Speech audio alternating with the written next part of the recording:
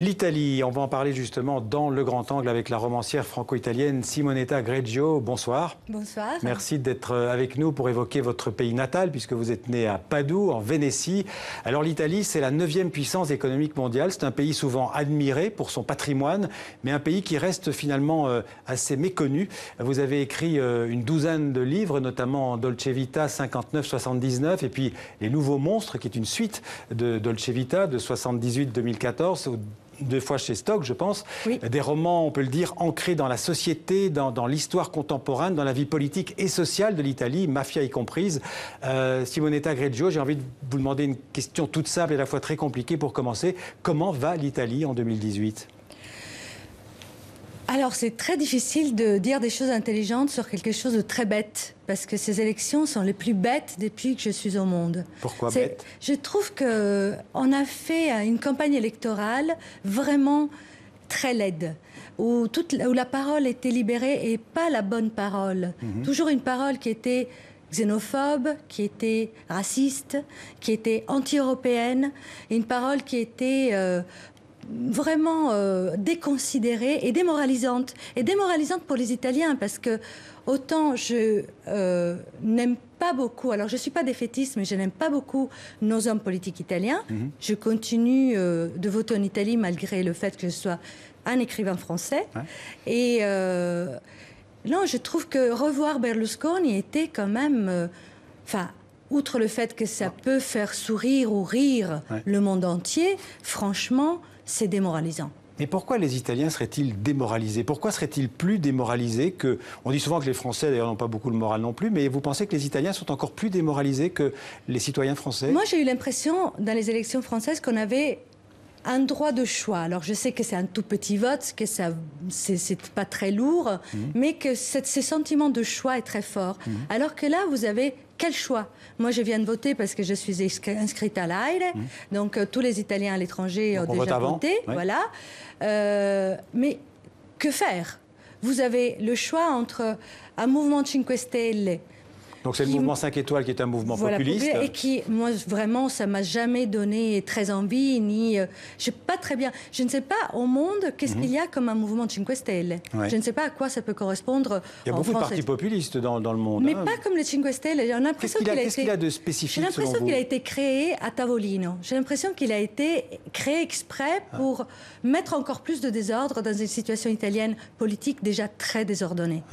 Ensuite, vous avez les differenti destre, donc diverses droites, avec de nouveau l'inéligible condamné Berlusconi, qui est quand même, avec sa tête d'affiche, je veux dire, c'est lui qui a mené la campagne. Il faut rappeler qu'il a été condamné dans une affaire de fraude fiscale. Oui, mais pas seulement. Oui, mais c'est celle-là qui lui a interdit donc, de se représenter. Donc il est inéligible pour 6 ans. Donc il ne peut pas si son parti Forza Italia gagnait les élections avec la Ligue d'extrême droite, il ne pourrait pas devenir Premier ministre. Non, mais c'est quand même lui qui donne le là, qui met son visage, qui met son énergie, qui fait toujours ces mêmes blagues absolument éculées et avec une espèce de... Il revient avec toujours les mêmes recettes. On dit souvent que les citoyens... Je chauffe. On dit souvent que les citoyens ont les hommes politiques qu'ils méritent. Est-ce que les Italiens se retrouvent dans les hommes politiques qu'ils vont élire ? Alors, d'abord, Berlusconi est voté par les plus de 70 ans, parce que c'est un vieux monde. Vous demandez à n'importe quel Italien qui n'est pas du troisième âge, qu'est-ce qu'il va voter ? C'est sûrement pas Berlusconi. Ceci dit, comme on est un pays qui vieillit, forcément, il y a beaucoup de votes pour Berlusconi. Alors, Forza Italia, c'est le parti, donc il fait 17% dans les sondages. Il faut aussi relativiser. Oui, mais avec les coalitions des différentes destres, c'est très probablement ce qui sortira des mains des urnes. Qui sera en tête, en tout cas. La coalition de droite, d'extrême droite sera en tête. Et qui ne sera pas à même de gouverner l'Italie, parce qu'il n'y aura pas une vraie majorité, parce qu'on a fait en sorte d'avoir un Rosatellum, donc qui est cette loi électorale, qui est à moitié majoritaire. Pas tout à fait à moitié. C'est un tiers majoritaire. C'est très hybride. Pour moi, hybride, ça veut dire bâtard. C'est une loi bâtarde. Donc, comment on va pouvoir gouverner un pays qui est déjà tellement complexe ? Alors, il y a Berlusconi, vous l'avez cité, et les autres, qui sont en fait les responsables politiques en Italie ? Partito Democratico avec l'ineffable Renzi qui n'a qui a permis quand même à nouveau à Berlusconi de revenir sur les devants de la scène, parce que cette gauche qui était une alternative n'a été qu'une alternance, en fin de compte. Donc on se retrouve de nouveau avec un vieux paysage politique. Vous savez, en Italie, en ce moment, il y a plein de petites vidéos qu'on s'envoie un peu en plaisantant, un peu pas du tout.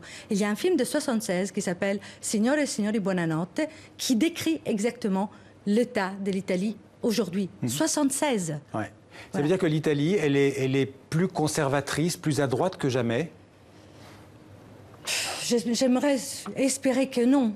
Il y a quand même des petits partis comme celui d'Emma Bonino ou Liberi e Uguali qui sont une gauche... Oui, mais qui vont faire 3, 4, 5, 6%. Oui, mais ils vont quand même voter, enfin, ils vont peser d'une certaine manière. Or, je ne sais pas du tout ce qu'il en sera lundi, mais c'est vrai que c'est un peu triste. Pourquoi il y a une instabilité chronique des gouvernements, souvent en Italie? J'ai compté, je crois qu'il y a 64 gouvernements en Italie depuis 1946. Vous voulez vraiment une réponse? C'est-à-dire, ils ont une vue d'à peu près un an.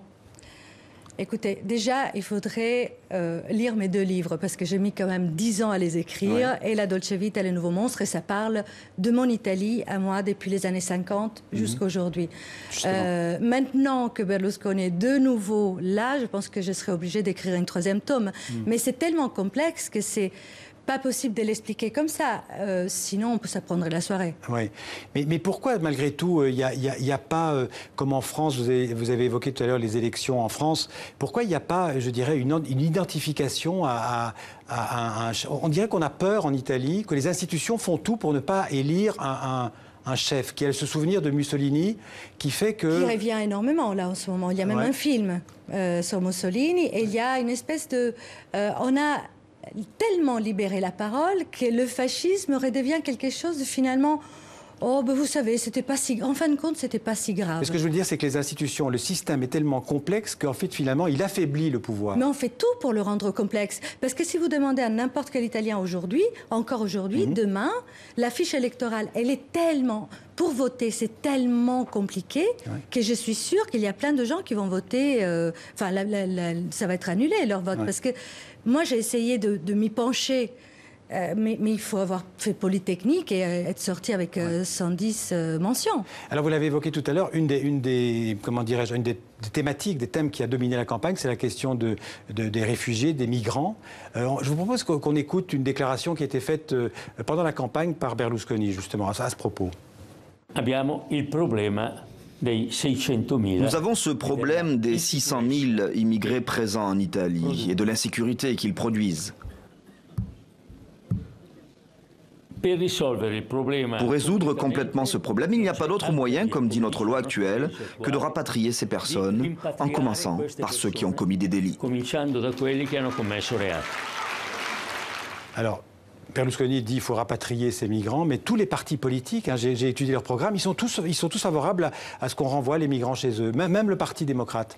Mais alors, d'abord, il faudrait se souvenir que la legge Berlusconi-Fini a été la loi qui a permis aux migrants de rester dans le pays lorsque Berlusconi était au pouvoir. Donc, il dit pas, tout et son contraire. Voilà, il n'est pas un mensonge près, il n'est pas un à peu près. Tout ce qui fait campagne électorale aujourd'hui, il peut le dire. Parce que c'est vrai que les Italiens ont un sentiment tellement... C'est tellement compliqué, la vie, pour les Italiens aujourd'hui, qui regardent aux migrants comme... à quelqu'un qui fait peur. Qui fait peur, pourquoi? Parce qu'on n'arrive pas à joindre les 2 bouts à la fin du mois. Mais les migrants, cette question-là a vraiment été au centre de la campagne? Ça a été au centre de la campagne parce qu'ils ont bien voulu la mettre au centre de la campagne. C'est un faux problème qui prend la place des vrais problèmes. C'est pas les migrants. C'est quoi les vrais problèmes de l'Italie? C'est une espèce de pauvreté galopante. C'est une espèce de on fait des lois de partout qui ne sont pas du tout... c'est un problème aussi de corruption. C'est un problème, on a vu l'Ndrangheta l'autre jour qui a tué... Voilà, appelez-la Ndrangheta ou Mafia ou Camorra, comme vous voulez. C'est un problème de corruption. Or, qui est le plus grand corrompu d'Italie? Je vous laisse le dire.